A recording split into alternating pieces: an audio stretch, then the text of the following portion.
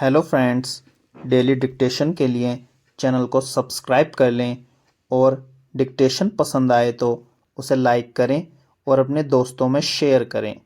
यह dictation 5 second बाद शुरू होगी।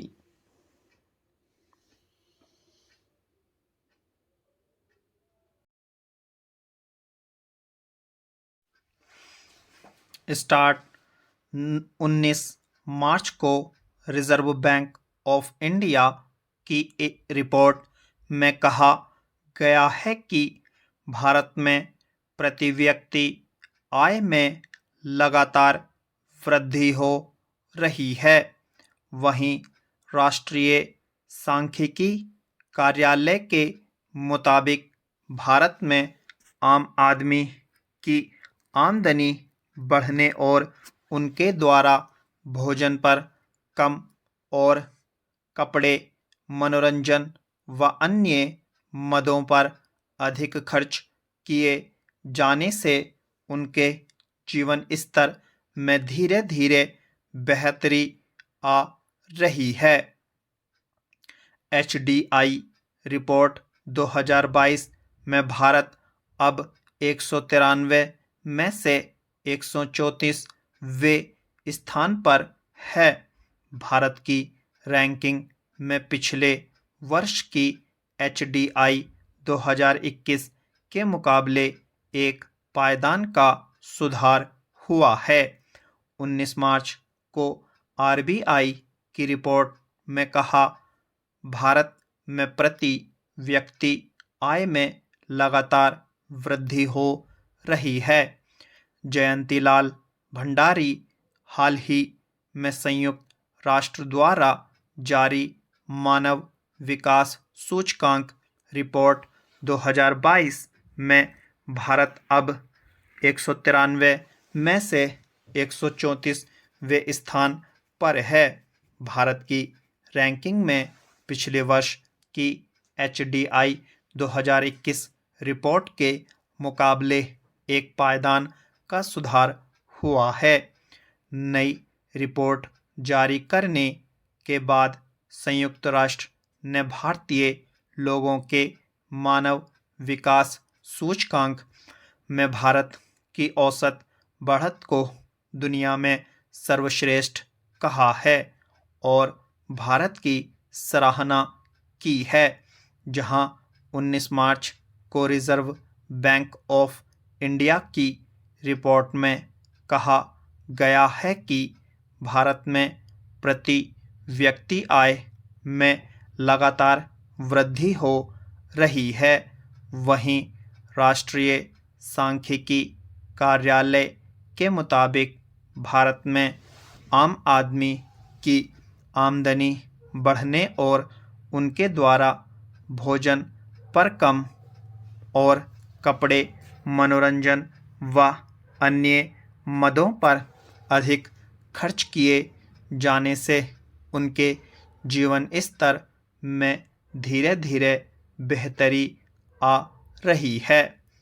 फिर भी अभी दुनिया के अन्य देशों की तुलना में भारत को मानव विकास सूचकांक में आगे बढ़ने के लिए ठोस व कारगर प्रयासों की ज़रूरत स्पष्ट दिखाई दे रही है।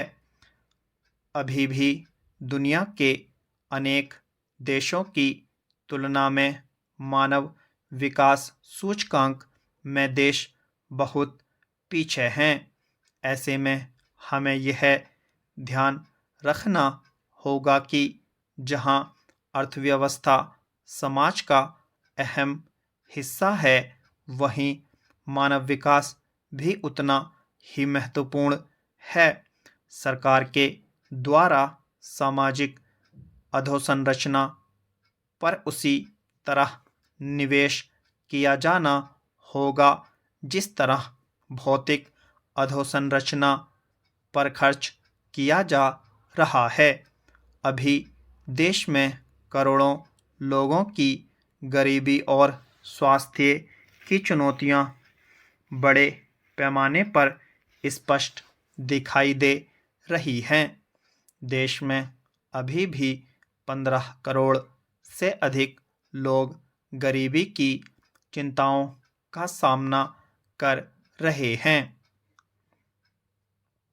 ज्ञातव्य है कि 2017 में नई राष्ट्रीय स्वास्थ्य नीति में 2025 तक स्वास्थ्य पर खर्च को सकल घरेलू उत्पाद का 215% किया जाना निर्धारित किया गया था। फिर 15वें वित्त आयोग ने पहली बार स्वास्थ्य के लिए उच्च स्तरीय कमेटी गठित की थी। इस कमेटी ने भी स्वास्थ्य पर सरकारी खर्च को 215% तक बढ़ाने की बात कही है। इस मामले में देश अभी भी पीछे है।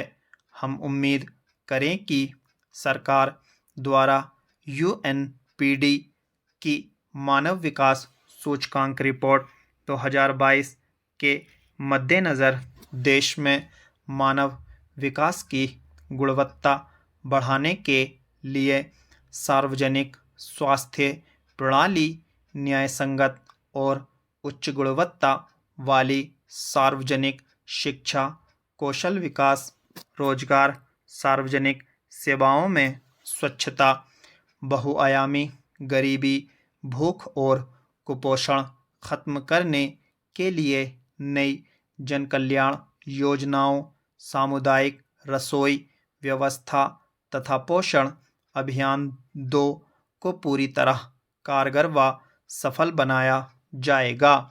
निश्चित रूप से ऐसा होने पर आगामी वर्ष प्रकाशित होने वाले मानव विकास सूचकांक में भारत की मानव विकास रैंकिंग में सुधार आएगा। स्टॉप।